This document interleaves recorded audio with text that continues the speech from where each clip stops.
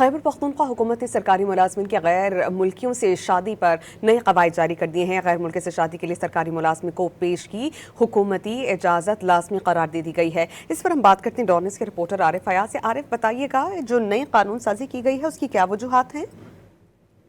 جی بالکل، یہ نئی قانون سازی کی ہوئی ہے خیبر پختونخوا حکومت میں بھی سرکاری ملازمین ہے تو ان کو غیر ملکیوں سے شادی کرنے پر ان کے لیے نئے قواعد جو ہیں تو وہ جاری کر دیے گئے ہیں۔ میرج ایکٹ جو ہیں تو اس میں تبادلے کر دیے گئے ہیں، ترمیم کر دی گئی ہے۔ غیر ملکی سے شادی کے لیے سرکاری ملازم کو پیش کی حکومتی اجازت لازمی جو ہے نا تو وہ لینی ہوگی، اور اس طرح اجازت کے بغیر غیر ملکی سے شادی کرنے پر سخت محکمانہ کارروائی کا بھی فیصلہ کیا گیا ہے۔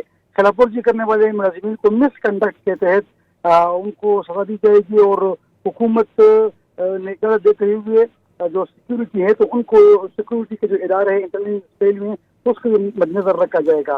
حکومت کو عوامی مفاد میں اجازت دینے یا نہ دینے کا مکمل اختیار حاصل ہوگا۔